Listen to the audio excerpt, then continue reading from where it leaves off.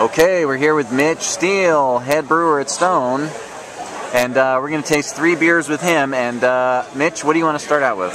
Well, I thought we'd start out with Stone Pale Ale here. This is a really nice kind of a mix of hops and malt in this beer. This is the first beer that we brewed as a company back when we started in 1996. And what I like about it is it's got a nice malt character. It's got some crystal malts in there, giving a nice toffee flavor. And it's also got really nice hop character in there as well. It's not as hoppy as an IPA. It's just got this, it's got an interesting hop called a tannum, which not a lot of people use, but we use it as a flavoring hop in this beer. And to me, a tannum is kind of a nice blend of a British style, kind of the earthy, herbal hop, and also an American. It's got a little bit of the citrus character as well. Where is it from? It's from Yakima in Washington State. You know, it's a Pacific Northwest hop, kind of medium alpha.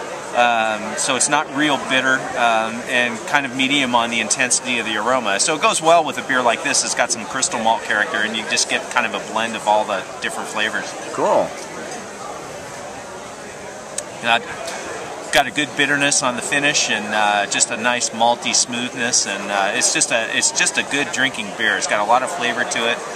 Alcohol is only 5.5%, so it's not overly high, not really big. Yep. And sessionable. It's a good everyday beer, you know, and there's a reason it was our flagship for a number of years. Great. On to number 2. Number two is our current bestseller. This is Stone IPA, and this is we brew a lot of Stone IPA. To me, this is a really good West Coast IPA. It's you can see the color on it. It's not really dark. It doesn't have a lot of specialty malts in it. It's just about pale malt and hops, and it's got a little bit of crystal malt in there just to give it some balance and a little bit of additional body. But really, this is a beer that's all about hops, and the hop that we use in Stone IPA, the predominant flavor hop and dry hop in here is Centennial, which again comes from Washington State or the Pacific Northwest. It was developed originally as a super cascade. I think that was what it was going by before before the growers or whoever started calling it Centennial. So it's all Centennial, all the hops? It's not all Centennial, but the predominant dry hop character is Centennial. And to us, Centennial, you know, whereas Cascade hop comes across as really intense on the grapefruit flavor, to me Centennial, when it's really fresh, tastes like lemon rind. I really just absolutely love it. It's lemony, it's got some pininess to it, just a really nice flavor. And it's sneaking up on Cascade, I think, is one of the most popular hops used by craft brewers in the United States right now. And it's, you know, it's definitely much hoppier than our pale ale. Right. It's got some really nice bitterness in it. Stone IPA is over 70 IBUs as far as bitterness level. 6.9% alcohol by volume, so it's got some good alcohol to it. This is my favorite beer here at Stone. This is the beer that I drink every day. When, you know, we get to take a keg home every month, and my keg is Stone IPA almost always. So you don't get to take a keg home every day? No. Oh, okay. Once a month is more than enough for me. So Number 3. All right. This is the mystery choice. Yeah, what was this one? The mystery choice. This is Stone Sublimely Self Righteous Ale. This is our black IPA. This originally came out in 2007. It was our 11th anniversary ale. It's 8.5% alcohol by volume, or 8.8, I believe. And this was a really challenging beer for us to brew. You know, a lot of people are brewing black IPAs now, or you know, but when we brewed it, I think there were probably a handful of people that had actually done it before. And so we didn't have anything to go by. We started it from scratch, the development process, and I think we came out with a pretty good recipe. This uses a black malt from Germany called Carafa Special 3, and it's a malt where the husk is removed. So you normally, when you brew black malt, you get a fair amount of astringency. You know, like in a stout or a porter, you know, kind of that burnt character on the end.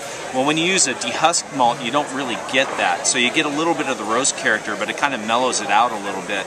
And using this malt, what that allowed to happen in the beer was that the hop character really came through. So you get this nice stout-looking beer, and it smells and tastes like a double IPA with just a little bit of a twist with a little bit of roast malt in there.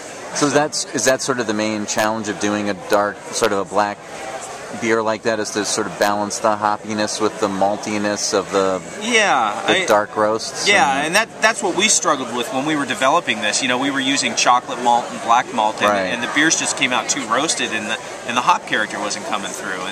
And, and this is a malt that they use in the German Schwarzbier, you know, the black lager, which tastes like a Pilsner, but is black.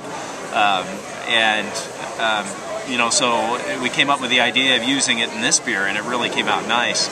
And we really like the hops in this beer as well. It's dry hopped and flavor hopped with a 50-50 blend of Amarillo and Simcoe, which are both really nice hops. They're not so new now, but you know, they're fairly recent on the market. And Amarillo to me comes across as kind of a tropical fruit, mango, and the Simcoe is more piney, and just a nice blend. We've used them as a blend before, and it just works really well.